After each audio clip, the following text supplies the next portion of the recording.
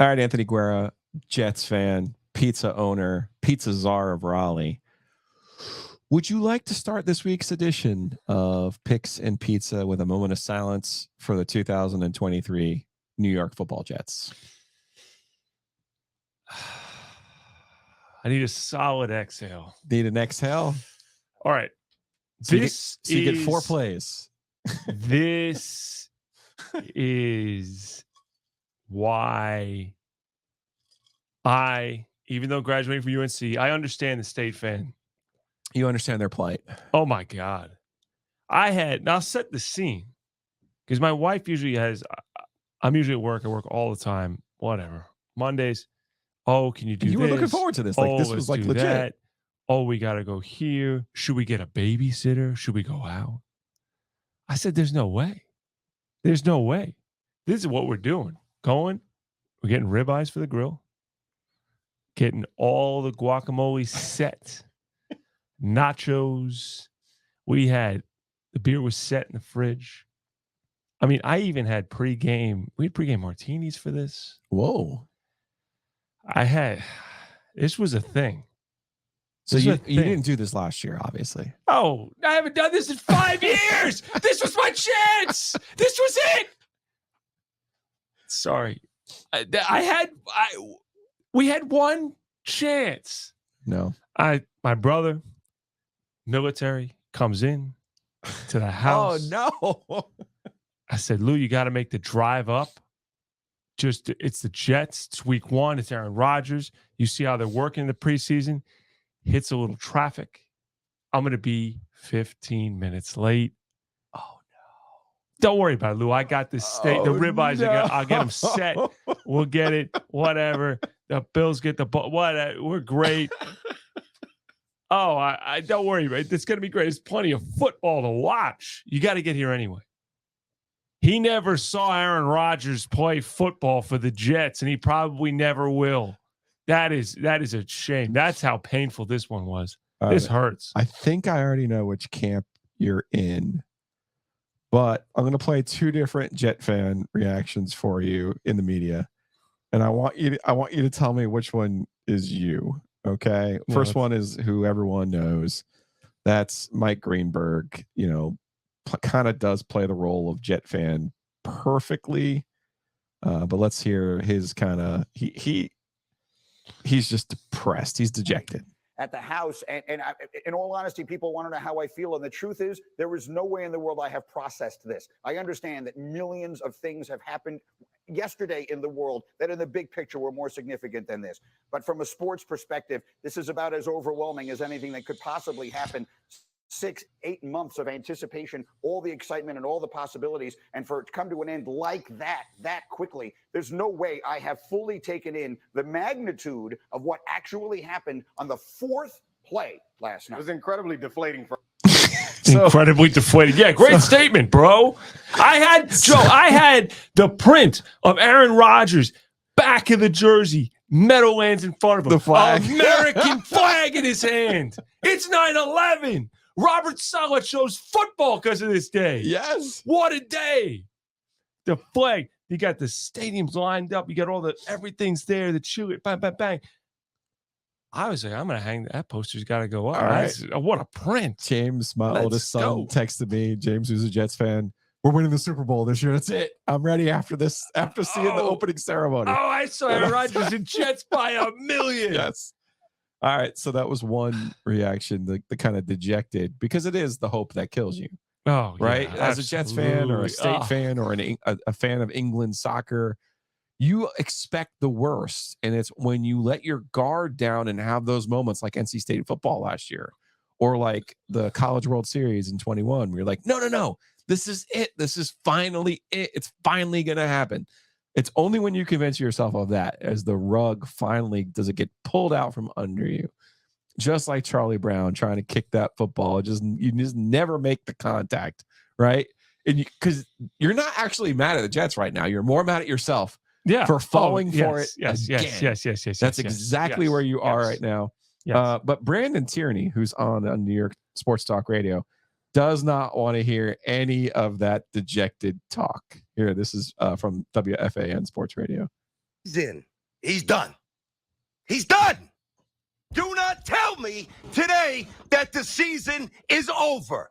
Get up. Stop walking around work like a loser. Get your act together. We're playing until January. There is no way that I'm tapping out now. No chance.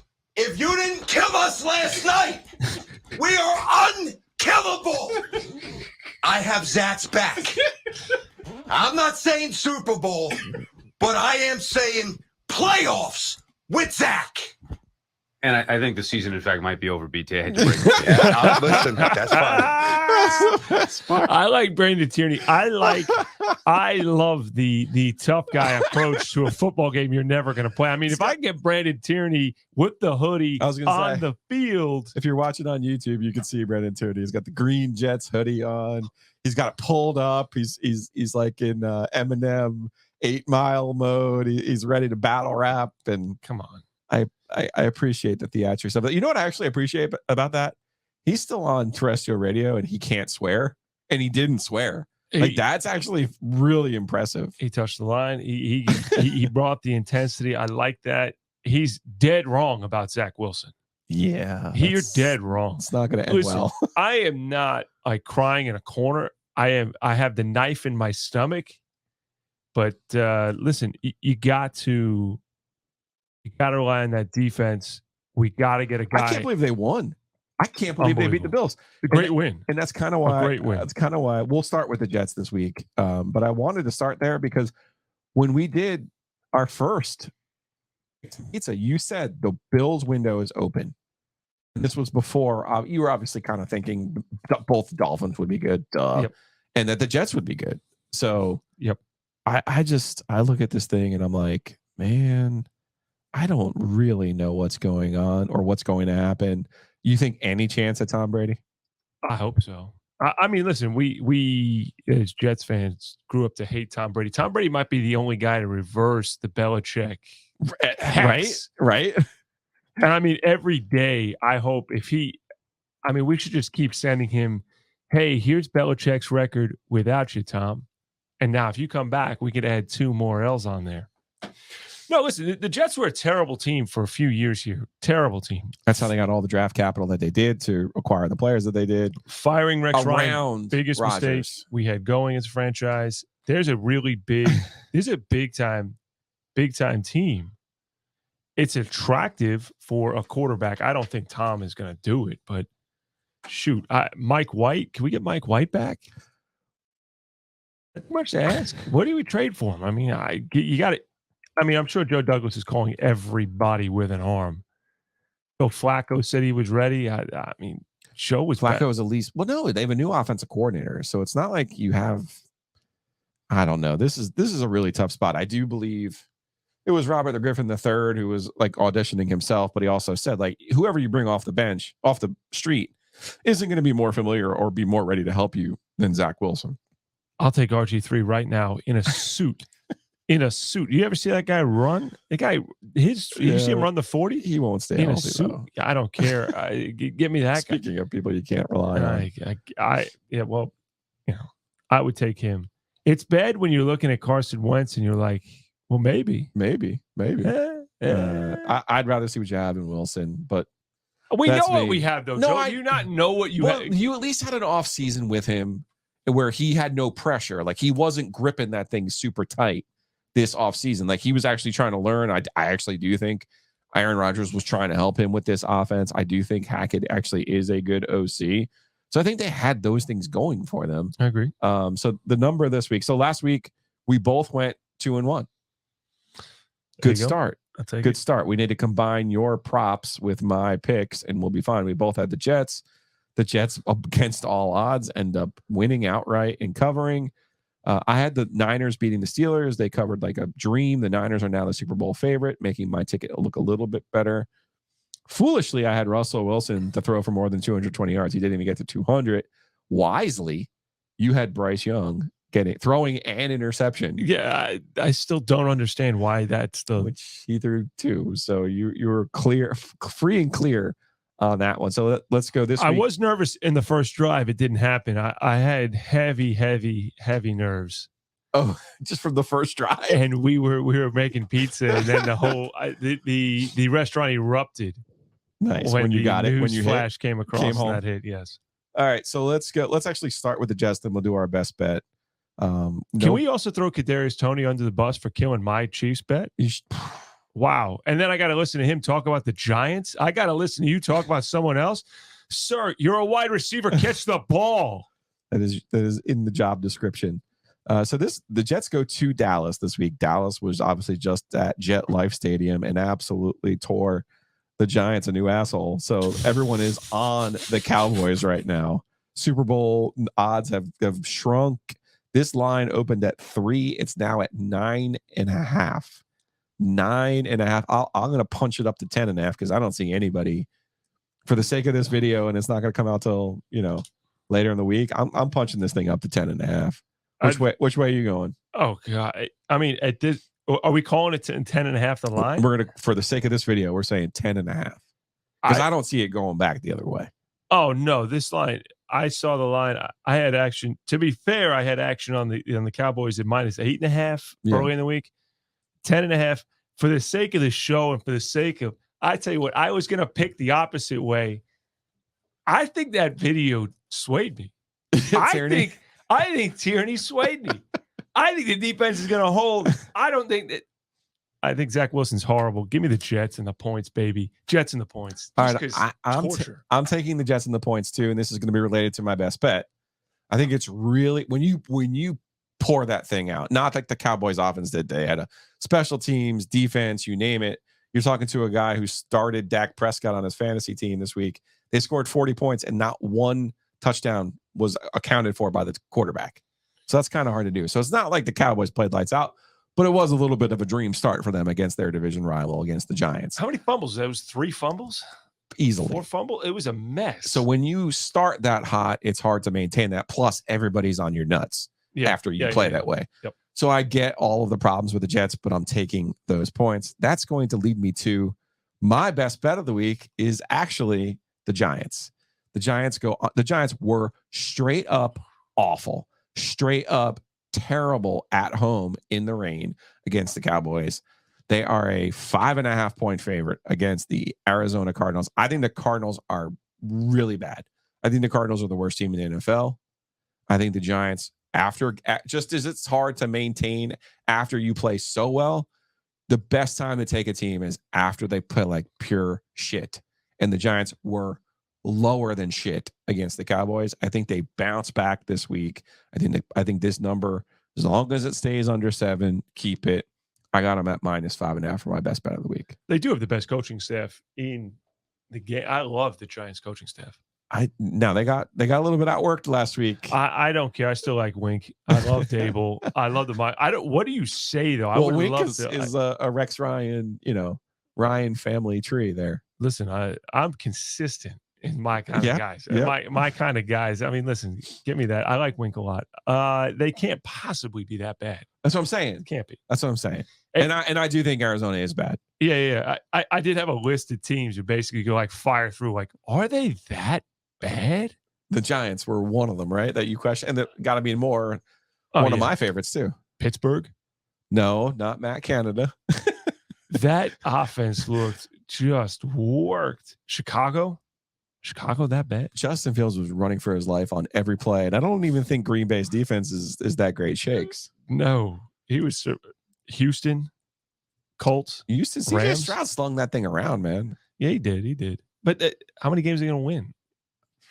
That's great question. So what's going to be your best bet of the week? Since we don't have a prop? Let me sit. No prop. I'm going to sit in the. Let me sit in the camp of Belichick can't win without Tom Brady. Without Tommy. Tua in that offense, we talked about a lot. 2.5 points is the line on this game. Miami -2.5.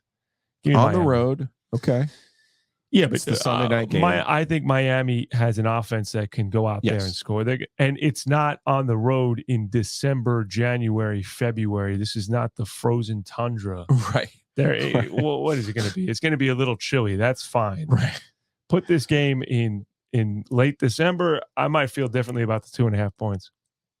I don't think they're not going to be that chilly. 2 will be fine.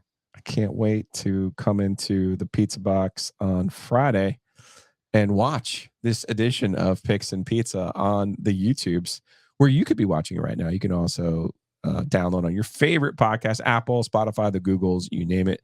Just look for Picks and Pizza, or you can search for the OG Media Company. We have all of our family of podcasts.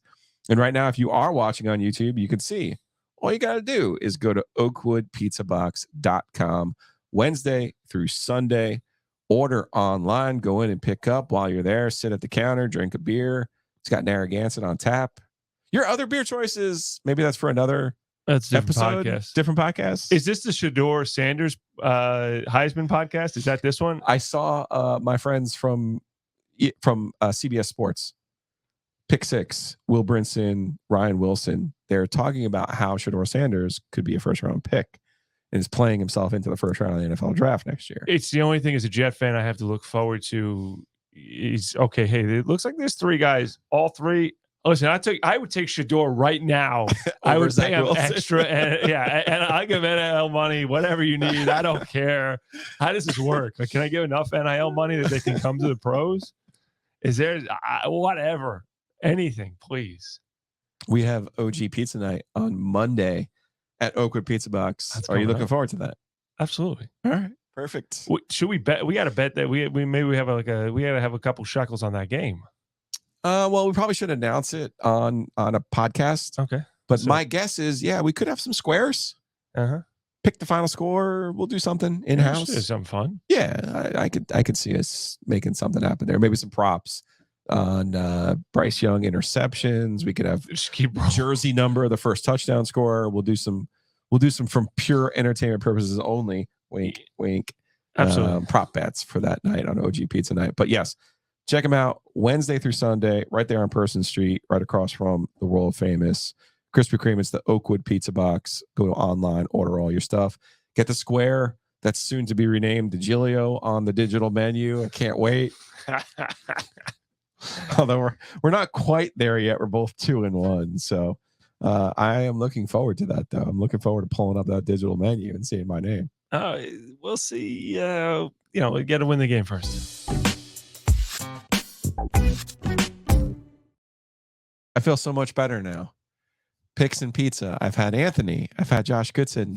And now I've got the King. I got all 3 of you on the same week. Riley Dunn, Groove Wagon. Good to have you back. Hey, good to be back. Week 1 of the NFL, as you like to tell me, is week jump to conclusions week. National jump to conclusions week. That's National. Right.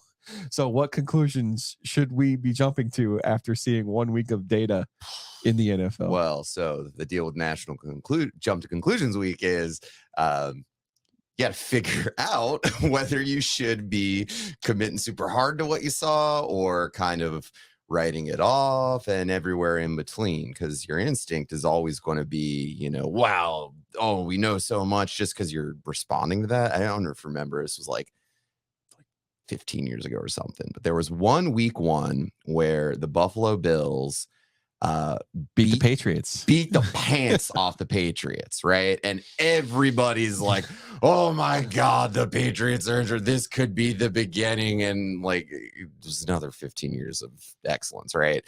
But the reason that happens is because we're so darn thirsty for actual football to draw conclusions off of. And there is a little bit of signal there. So figuring out what is signal and what is noise, that is our job today and going forward. So we look at this through the lens of both a gambling context, which teams should we be investing in, which ones can we buy low, and also from a fantasy context. Yep. Well, we've talked with Anthony, who is a Jets fan, about the Jets. What do you suspect we should be doing with the Jets and all of the parts that they have, except now the one key part in quarterback Aaron Rodgers? So it looks like last year's team, it's part 2, except they're even better because that defense looks legitimate. And Breece Hall, who was a big open question for a lot of folks,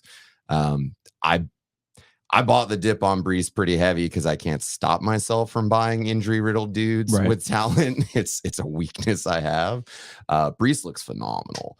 At the same time, dear God, Zach Wilson, it's like the athleticism and terrible judgment of Sam Darnold, plus just the panic. Like his instinct is to immediately freak out. So I guess for me, in a managed league, I'd be sniffing around to see if people are super done with Brees specifically. Garrett Wilson, like, it especially stinks for him because, he did have a touchdown that looked pretty good. And a lot of the upside case on him, of course, was tied to Rodgers. That one stinks. Yeah. That is especially not good. He was pretty darn solid last year, even with the wretched quarterback play. It might be one of those, a few years back, Allen Robinson would put up some solid years despite terrible QBs. DJ Moore would salvage some stuff. Like Devontae Adams, last year with Carr was definitely better than Zach Wilson. But I don't know, man. Some of these guys managed to salvage themselves. Yeah. I don't know if his upside case is still there anymore. Brees, I don't know if that guy cares. Like, he just seems like a winning winner that as they continue to take the reins off of, his usage was pretty darn muted. And even with that, he's just ripping off chunk yardage. And that defense, or at least I think we know that defense is super legit. Typically a runner in his top D stack really nicely. Speaking of usage, just before I forget, if you look at Denver, I'm not saying that they looked good at all, but Javonte, if you were just looking at the box scores, you might think like, oh, okay, P. Ryan is still the play there. I don't know. It looked like Javonte, they were trusting a lot more than you might expect given how bad his injury was. Yeah. Former Carolina running back Javonte Williams. Yeah, Javonte Williams, his talent, his measurables and all that don't grade out anywhere near Brees. I mean, Brees has the measurables freaks just in their pants. But like Javonte does look like he's getting some pretty solid usage out of there. That might be something that people missed in that box score. I guess one of the things in daily, there's always some lag in pricing that there's lag in markets, right? Where it's like, what you're trying to find now is who is better than they're being priced, even if they're really good. Miami's a great example. If Tua's alive, that looks like the best team in the AFC. Right. Like, I get that that's take-ish. Speaking of overreacting, no Travis Kelce for 1 week and you're ready to dump the Chiefs? Dude. Long term? Yeah. KC, freaking Cincinnati seems to just not start. Season doesn't start till Halloween. Week 7, and like it's like they just do. I'm not burying anybody, but like right now in form, if Tua's alive, that team is good. That offense looks really, really powerful. And even with people knowing that, there's still a little bit of lag in the betting markets and in daily pricing that might make them really appealing. We just faded the Patriots. Part of fading the Patriots was knowing how good that Miami offense can be. So on that, Mac was throwing, and the first quarter of that, I love that you're the anti-coach and you're the anti-sports writer. Sports writers refer to everyone by their last name, and coaches refer to everyone by their number. You're just like, no, here's some first names for you. Mac Jones, Patriots quarterback. Mac Jones, Patriots quarterback. So through Q1, for the first quarter of that game, I'm in my Slack with the East Coast Overghost guys being like, oh my God, New England looks atrocious. This is blah, blah, blah. Turns out they're more or less fine. They ended up losing a close one to Philly, and Philly didn't look amazing, but still they're Philly. They're good, solid enough opener. Mac Jones threw a lot of passes. I think in managed fantasy, he finished at least in, our league, which granted is a 6-point passing league, but he finished second on the week. And again, like the play volume there, they threw a lot of balls. 54 passes, 316 yards, 3 scores. That's so many passes. And that was a guy every year we're looking for the late round QBs. A lot of folks were on Danny Jones. Best of luck with that in this upcoming campaign.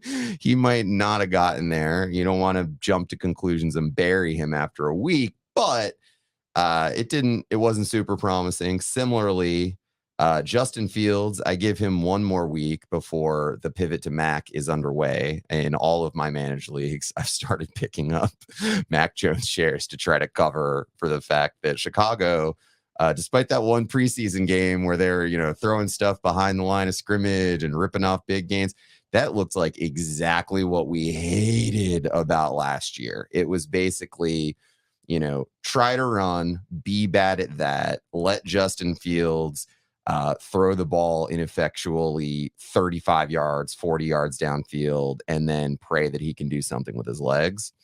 Hopefully they realize that praying downfield is not a winning strategy, no matter how good at running your QB is. But that's one where it's like, I'm giving them another week against the Bucks, but past that, man, like, you don't want to get too attached to your preseason narratives, because that is a quick way to just go down with a ship. And in week 1 and week 2 in managed season long leagues, you typically want to be throwing in some big bets on the waiver wire. This is going live after waiver wire is rolled, but actually I had a few people texting on the Kings line asking about waivers.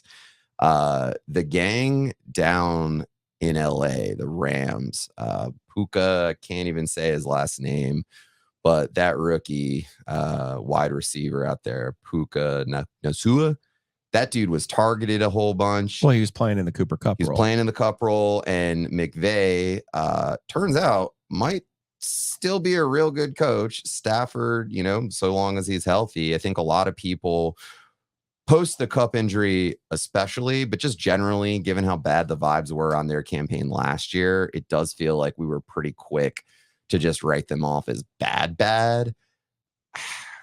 McVay is a good coach. Is a good coach, like he had Boy Genius thing going. He had what took down a Super Bowl, and then had one snake book campaign, and it feels like we kind of overreacted on that.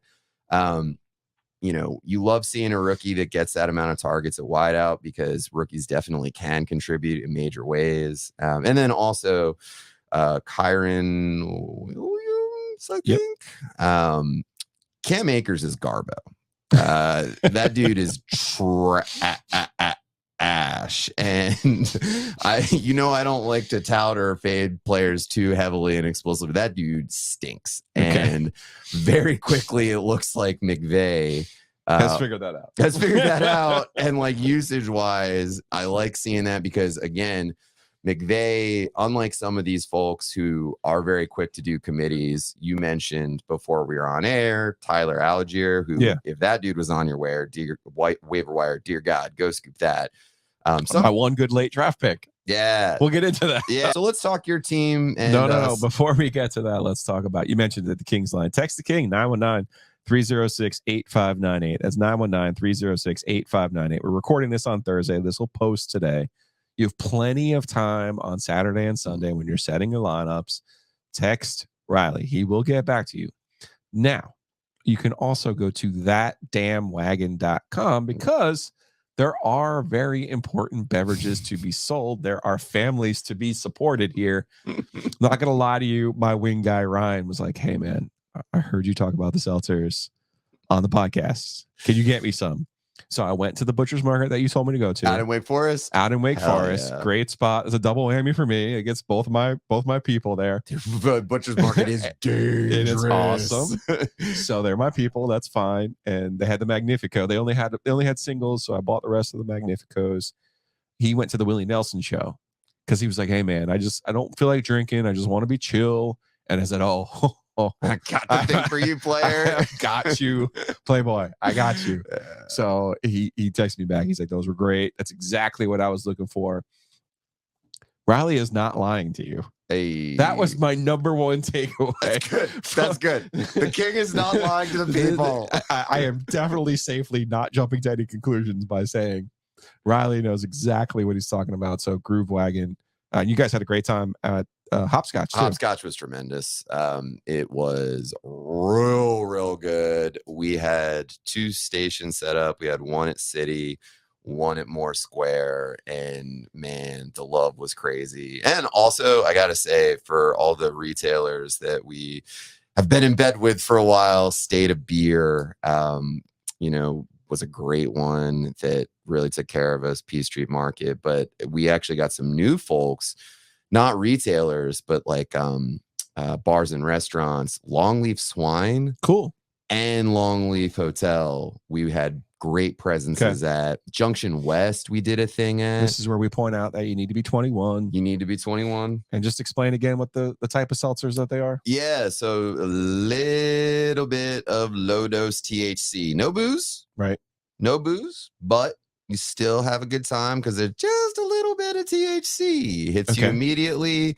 Obviously legal. Yep, totally legal. It hits you immediately, but you can kind of graduate that on up. And I don't know if you know this, but live music and weed are friends.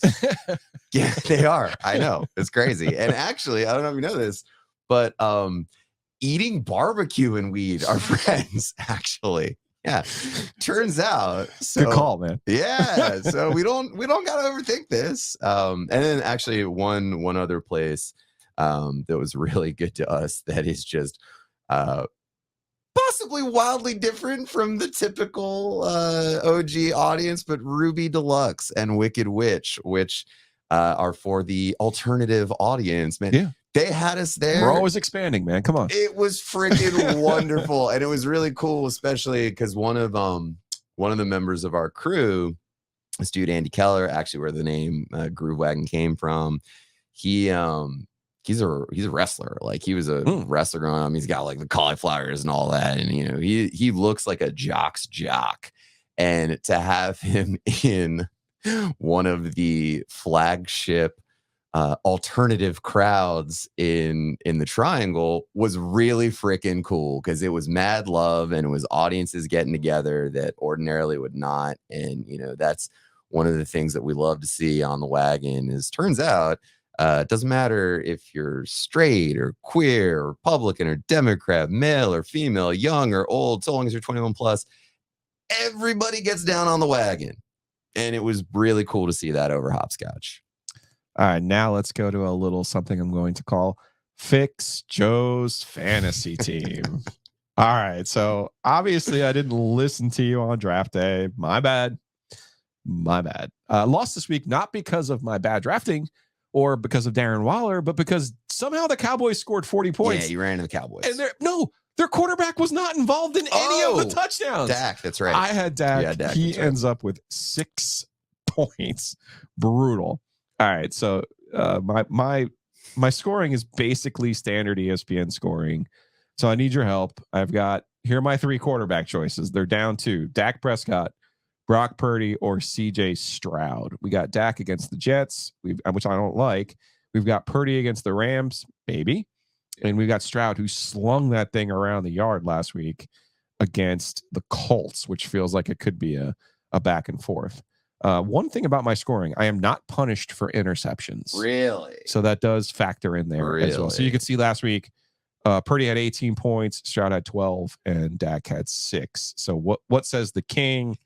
I really don't hate Brock Purdy. All right, let's do it. I'm listening to the king. Like Brock Purdy's on my list now. So in you had talked about this though before the year. The Niners schedule is not that hard, and B, their offense when Christian's healthy. Oh man, and he was Brandon Ayuk. So like you were on Ayuk. I've been on him because I've got Kittle, and it was not a George Kittle week. On him heavy, and that whole offensive situation So speaking of, you know, the macro of thinking about which teams are real good. And even though, yeah, we see that they're real good, it still might not even be priced up high enough in the market. Good God, did the Niners look fantastic? I mean, just casual kicking ass. So I don't hate Purdy. I did have I have the Niners Super Bowl ticket. It's already gone down to 7-1 now. Love it. I had it on 11-1. I know 11's not great, but it's still pretty good. I don't hate that. Also love seeing the Tyler Algiers in there. All right, so I'm going to put him in the lineup this week, which means I'm taking Waller out. Yeah, dude, Puka and Kyron. I wish we'd had this conversation to get you to try to shove on those for the waiver. Kendrick Bourne is out there. Joshua Kelly, the backup to Austin Eckler for the Chargers. He actually seems like he might have taken a little bit of a step forward talent-wise. And of course, that opportunity is huge.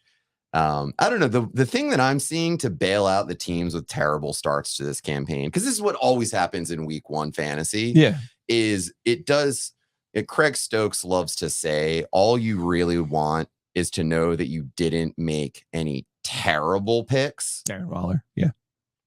Maybe. Yeah. It's looking people soon. But that is what you're looking for. And if you are, I saw Miles Sanders had 45%, was involved in 45% of their plays. I was happy with that pick. Solid use. I mean, look, I'm not going to panic over Jamar Chase. He'll be fine. I'm actually not going to panic over Amari Cooper, although, man, Nick Chubb certainly looks like that was the way to go, because it looked like Cleveland ran on every down. Yeah, the Chubb, and they actually threw to him a little bit too. Yeah, which is scary. So I'm not going to worry about that one either. Like, given my choices, because DJ Moore didn't light the world on fire. Good Darnell God, Mooney was better than he was. So I'm not going to kill myself over some of these, but maybe I can salvage it with Algier. Maybe, and like I said, Robert Woods, Stroud threw on every down. Yeah, like Houston threw on every down. By the way, I do love that you've got a nice little stacky there. If that does become a thing, that'll be cool. You'll get a little leverage out of that. In terms of salvage jobs, man, New England, who this is how much of an idiot I am.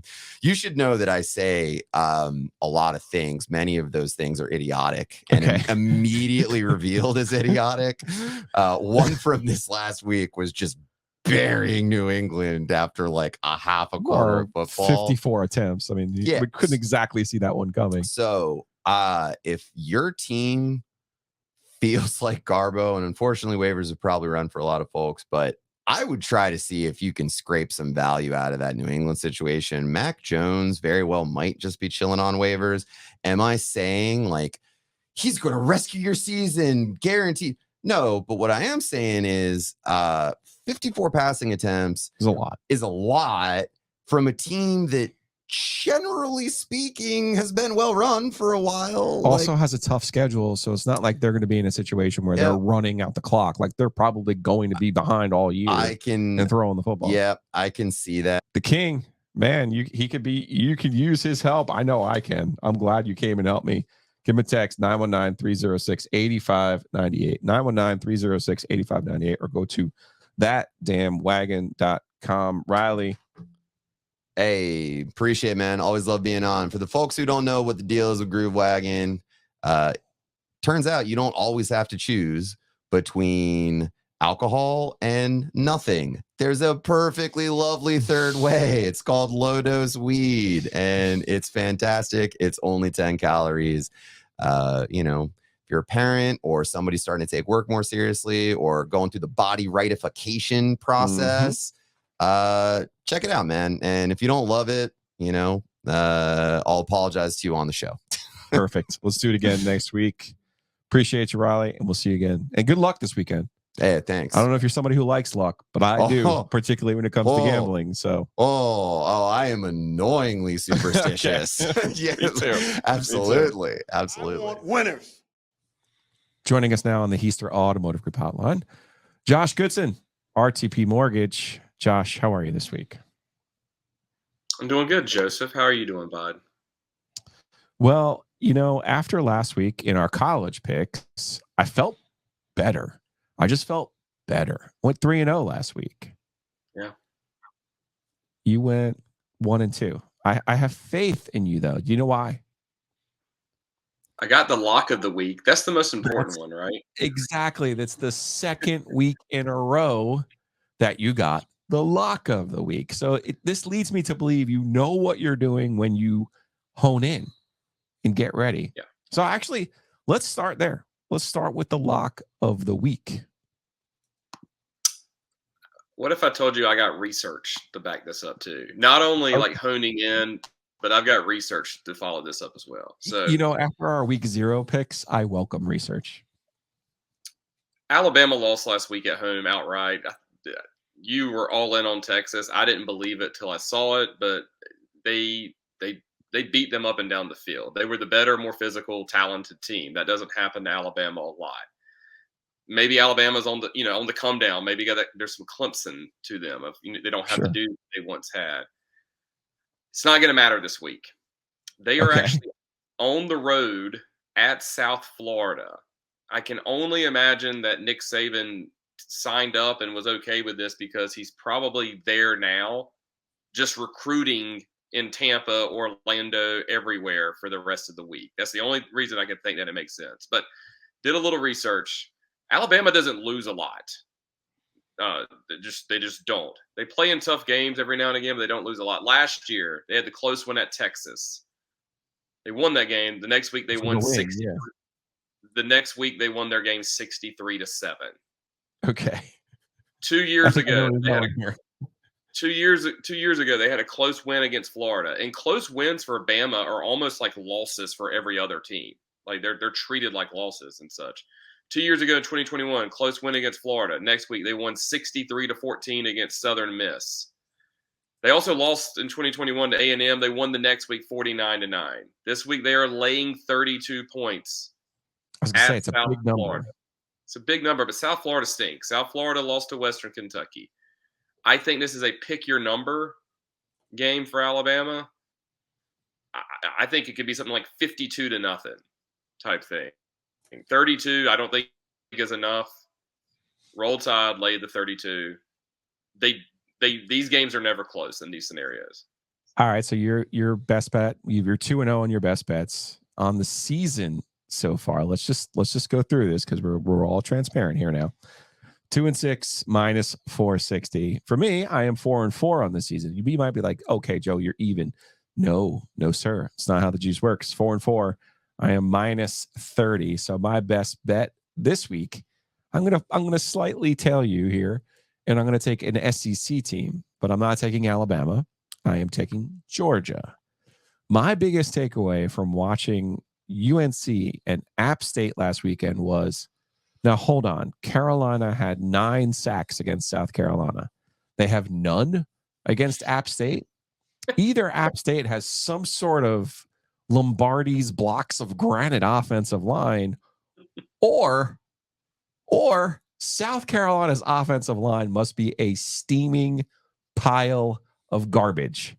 Do you know who it would not behoove you to play if you have a steaming pile of garbage playing the offensive line? Pick me. I know the answer. Maybe the best defensive line in the country. Yes, the Georgia Bulldogs. I know this number is huge. It's 27 for a conference game. I know Georgia has had some turnover personnel-wise. I get that. I also get that last year South Carolina ended the year by playing their balls off against Tennessee down at home and then beating who was their other win? They pulled off Clemson. Yeah, it was Clemson and Tennessee to close out the regular season. Those were top 10 teams that they beat. So there is talent there. Please don't get me wrong when I talk about South Carolina. This has got 35-3 written all over it, though, doesn't it? Yeah. I could see South Carolina fight a little bit. It might be one of those games where you turn it on in the second quarter and you're like, it's only 10-0. Okay. And then all of a sudden there's like a pick six or a short field, and then the game's out of control and it's done. And to your point, 35-3 or 42-3 or something like that probably ends up happening. All right. So let's go to Anthony's alma mater, your alma mater now, hosting Minnesota. This number opened at 6. It's now popped up to 7.5. Carolina, a 7.5 Home favorite, Josh. What says you? I can't quit Drake May. Just can't quit him. He's the best player on the field. This is one of my perfect who has the best players on the field, and UNC has way more of them than Minnesota does. I think Minnesota's lost a little bit. There was this thought that they could just run over everyone, and UNC's running defense has still got a few issues. I just don't think they're going to keep up, to be honest with you. I think UNC will do their patented get enough stops just to give the ball back to Drake May and win by 10 or 2 touchdowns and such. I would lay the 7.5 with the Heels. Anthony, you want to chime in on your Heels? Can we get an offense? Can we get Drake May going? Can we get guys in space? I know I'm a big Mike Leach guy, RIP, but like, can we do something in that vein? Like, we saw how to get wide receivers in space. Can we get the ball out there? I'm told that there's Jerry Rice. I'm sure there's a Jerry Rice, Randy Moss, waiting in the wings who's not being allowed to play. That the best wide receiver in the history of the world isn't playing, and that's the reason of all these issues. That's what I'm told, at least. Listen, he should be playing. It's don't get me started on the NCAA and their ridiculousness. He should be on the field. It couldn't hurt. Somebody get open. All right. So I thought it was a tough spot last week for the Heels after playing as well as they did against South Carolina. I kind of knew that App State would fight, that the number was 18 made it a little bit easier to take. I'm going to go with you here, Josh. I'm going to follow you, even though I think Minnesota will. I would have preferred this at 6, but sure. I'll take the Heels at 7.5. I think they win a 10-point game. I think they win this one 35-24, 11-point game. 35-24. I think the Heels cover. One more in-state game, and this kind of follows one of our rules. ECU, now 0-2, goes to App State. And I know you have a stat for me that App State, after pouring it out against Carolina last year, won. But whoo, I'm not so sure about this one, Josh. 9.5 feels like a lot of lumber for an ECU team that, come on, they're going to fight in this game. Come on. I feel like this is I hate to be the early in the season, like 3 games into it, but they need to do something. There's some bad vibes down in Greenville. And if you can't get up for this game, when are you going to get up? And so I'm kind of like, I don't know if going with the mentality of a last gasp mentality is the best way to go. Maybe a team's just bad, right? I think at some point we get to a point where like maybe just a team isn't good. Yeah, maybe they just don't have it. Playing Marshall, who's got athletes. I think State's and that was the fun thing. They had the same issue as NC State to an extent. It was 13-13, and then I think that started raining there, and they came back from the long break, and the score there was not nearly as lopsided as the actual game was. And I think the score actually helped get us to this number, inflated the number from 9.5. If it had finished Marshall winning by a touchdown, this line's probably closer to a touchdown. I think there's kind of some moving parts of that. I think there's value in getting ECU. They're going to fight. App State just had their heart ripped out. I like the Pirates. Give me the in-state team playing the in-state team, getting points over a touchdown all day, any day. All right, so you're with me then. Yeah. We're taking the points here. Pirates. And we're taking the Heels together. You guys are in lockstep. And we're taking 2 SEC powers to cover big numbers. Joe would tell you, Anthony, that if we're in lockstep, then we may as well just go and take the L because he has this theory that we can't. I'm running to the border right after this. We're recording. It's Wednesday. I'm driving to the border. Pizzas tonight are going to be late. I will be in Boone. I will actually be in Boone for this game this weekend, wearing the purple. You got tickets? Yeah. That's really impressive, sir. That is really impressive. I'll be there with the wife wearing some purple and gold. It is nice to go to a game that you don't care who wins, to be honest. Sure. So I'm excited. It's still impressive it's still impressive. Before we get to the important stuff in your ad here, you're okay with the Wolfpack after the loss to Notre Dame? I felt like I needed some talking off the ledge after the way that thing unfolded. So I just said it. Maybe teams just aren't good, and we'll learn that, right? Maybe we will learn that through the year. I think me and you agree that a lot of NC State's issues look coachable and correctable, and you're not especially on defense. and you're not dealing with a talent issue. That sometimes you're just dealing with, you just don't have enough talent to keep up. And, you have to have everything go perfect. On defense, I think, though, I'm going to trust Tony Gibson. They're not going to play as good of a team, I don't think, the rest of the year as Notre Dame. People have to remember that. Interesting. The game, it was another game where the final score didn't feel like it should have been that, kind of given how the game was going. It was a touchdown game in the fourth quarter. Offense, my hope with them is, I don't know if they have dudes or if they're the dudes that they got just need to start playing more. It's Dave Dorn is as stubborn as you know. Yes. He will play an experienced upperclassman until he literally has to be told, Dave, you are going to lose your job if you don't change something here. And so maybe we're going to start seeing that with the wide receivers. I think that the two freshmen, I would rather take my lumps with their upside than we've already kind of seen what some of the upperclassmen have done. And I'm not throwing it in yet. I didn't change my opinion on State that much after this game. That's just my opinion. So, and I won't change my opinion that I have my mortgage with RTP Mortgage and Josh Goodson, and so should you.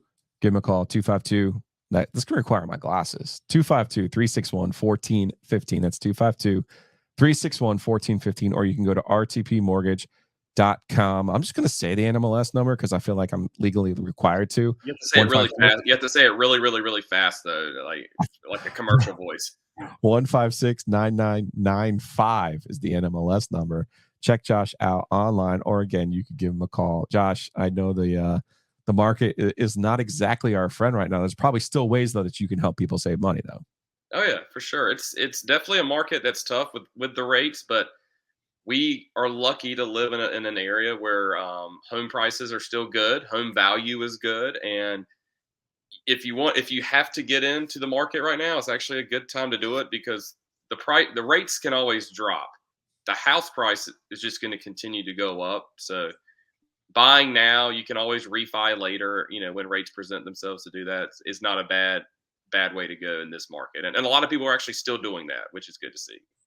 So when Anthony finally gets that second location for the Oakwood Pizza Box and needs that second mortgage, you're there for him at RTP Mortgage. I can assist him. Yeah. Yes. There it is. Lock it in. Lock it in. All right, Josh, appreciate you taking some time for us today. And best of luck on improving that record. I know I've already jinxed myself, so I'm feeling good this week. I'm feeling 3-0. Okay. Do you want me to change the Minnesota pick so that we're not? No, we're good. No, you just because you're not. Josh doesn't believe in curses, by the way. He doesn't believe in jinxes and any of that stuff, which I don't know how he does it. But yeah, I 3-0 this week, and also. Give me the Saints. Who are the Panthers playing? The Saints. Saints Monday night. I saw enough from them on Sunday with the Panthers. Yeah, I think they stink. All right, well, I think they stink. Fade the Panthers. That's going to do it for us this week on Picks and Pizza. Make sure you download the podcast on Apple, Spotify, the Googles, wherever you get your podcast. And if you're listening right here on the YouTubes, what are you waiting for? Hit the subscribe button. Check us out. Please leave a comment. Do all those good things. And of course, support the people who support our show. That's the Oakwood Pizza Box. That's RTP Mortgage. Josh, knock on wood, 4-leaf clover, whatever we got to do. Let's get this thing through. And we'll be back next week right here on Picks and Pizza.